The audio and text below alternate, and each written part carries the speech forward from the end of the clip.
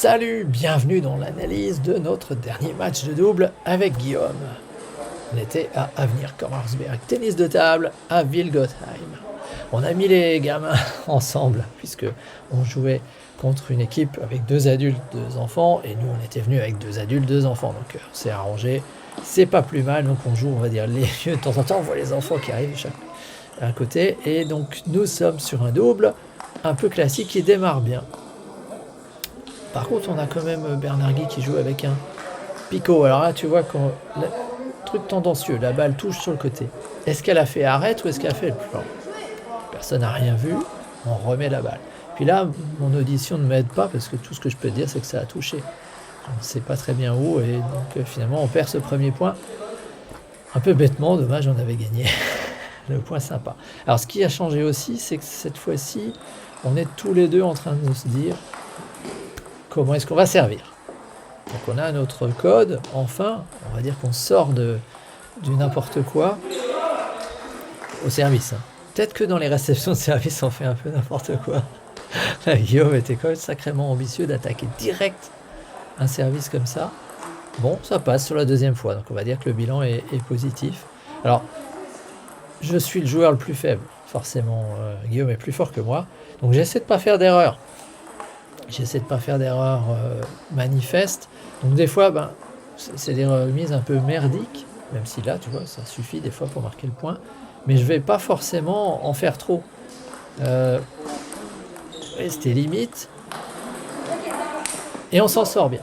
Tu vois, donc, à jouer de manière limite, toujours avec cette...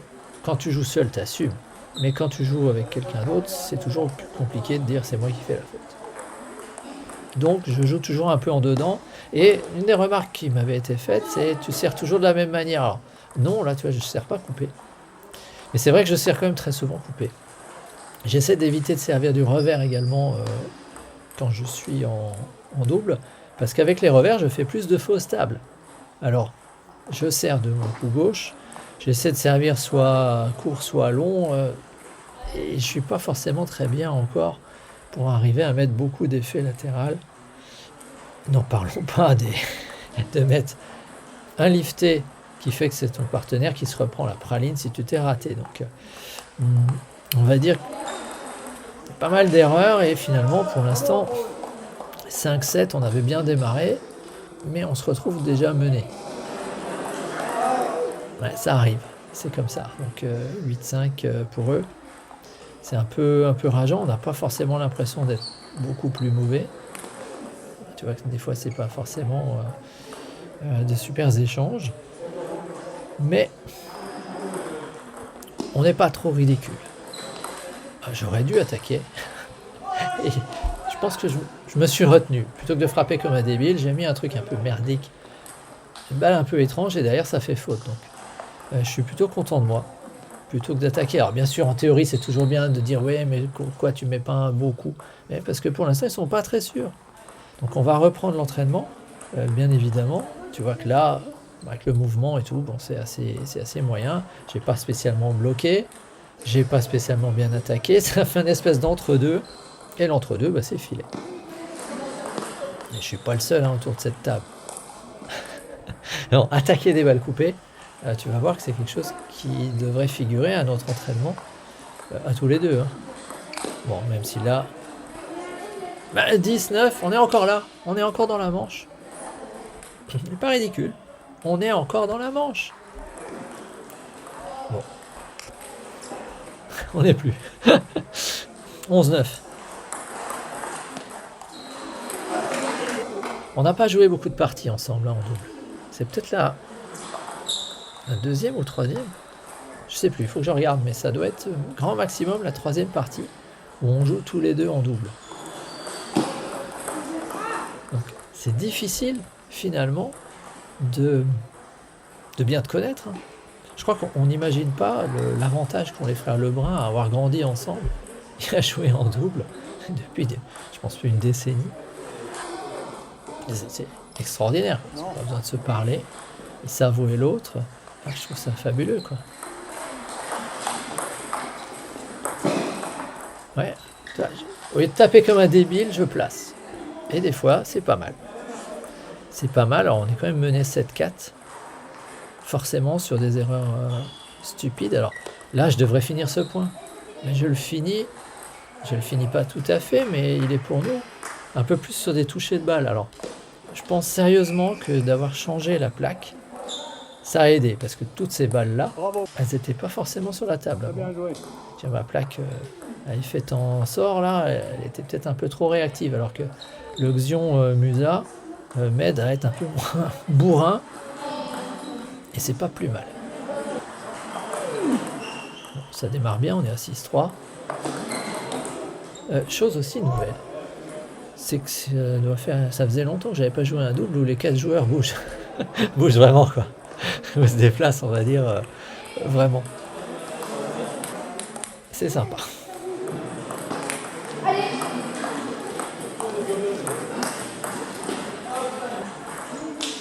on en est où là? 7-5 pour nous. Et des balles, mon Dieu. 8-5. Alors tu te dis pourquoi est-ce qu'on n'arrive pas à finir cette manche?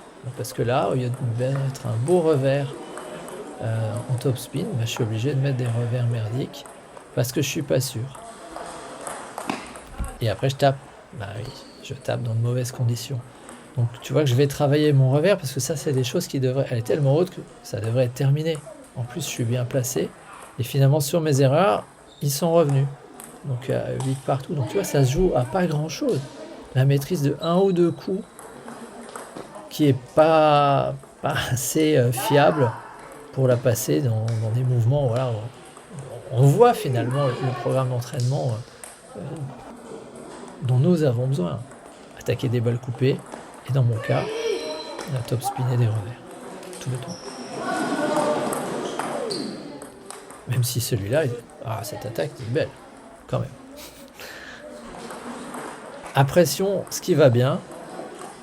Oublions ça. Bon, 2-0 pour eux. Compliqué.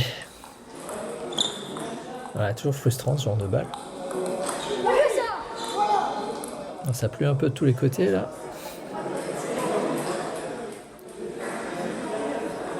Vous discutez trop, hein? Ouais. Quand il serre en mettant du latéral, je me reprends l'effet et j'aime pas ça.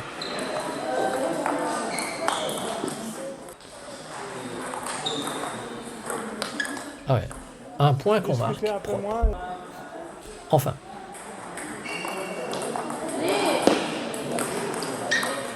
Et dès que je mets un revers correct, c'est fini, tu vois. Donc, apprendre à mettre des revers corrects, c'est mon prochain chantier. Et je pense que dans quelques mois, ça sera l'histoire ancienne. Et ça va changer beaucoup de choses.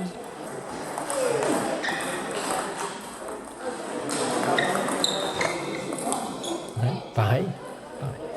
Exactement pareil. Bon, 4-3, c'est pas fini.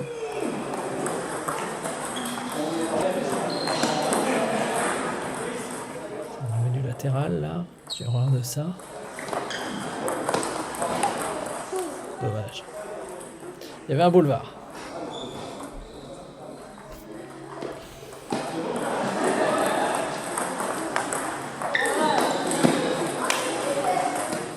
Ouais, jouer en se déplaçant. C'est pas encore top. Tiens, dis-moi, qu'est-ce que j'aurais dû faire là? J'aurais dû me déplacer d'abord, j'aurais dû changer de main, parce que finalement, c'est peut-être pas pire. Peut-être pas pire de changer de main et de taper à plat.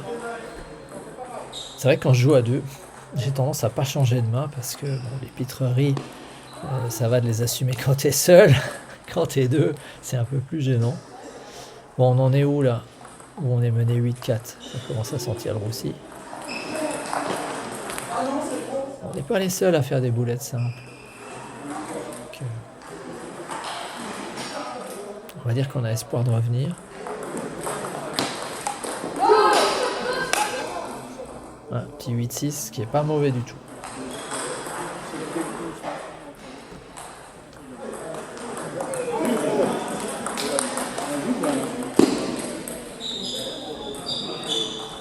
Dommage pour le bloc. Dommage.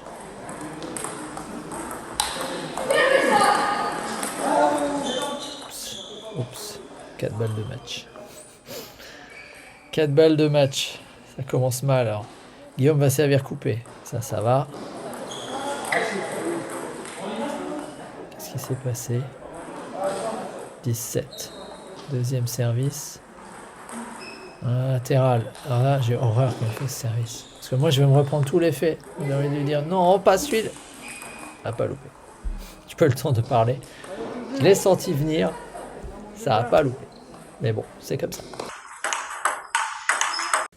Voilà, c'est la fin de ce double. Mais abonne-toi, active la cloche pour être prévenu quand je vais publier la suite de l'aventure. Les matchs qui ont eu lieu ce soir-là à Wilgotheim. Des matchs intéressants, des matchs dans lesquels tu auras mon analyse également, qui n'est pas encore réalisée, parce que voilà, il faut attendre. Je crois que tu n'imagines pas le boulot que ça représente de trouver quelle histoire raconter, de faire le montage, qui est entièrement fait par moi-même, de t'entraîner pour progresser, parce que si je progresse pas, ça fait pas forcément une aventure. Donc, il faut progresser, il faut filmer, il faut monter, il faut raconter tout ça sous une forme amusante et intéressante qui puisse t'inspirer vers des choses extraordinaires. En parlant d'extraordinaire, je te rappelle que j'ai écrit un bouquin, Comment devenir extraordinaire, dans lequel tu as des témoignages qui n'ont rien à voir avec le ping-pong, bien entendu, mais dans lequel tu as 100% d'anecdotes réelles. Et dans la description, pour une audience comme toi, fidèle, qui va jusqu'au bout de mes vidéos, tu vas trouver un code qui te permet de l'obtenir sous forme électronique au prix dérisoire de 5 € en ce moment. Et si tu le veux en papier, du vrai papier comme ça, c'est un peu plus, c'est normal, il y a les contingences du monde réel. Là-dessus, je te dis à la prochaine pour la suite de l'aventure. Salut et merci de ta fidélité.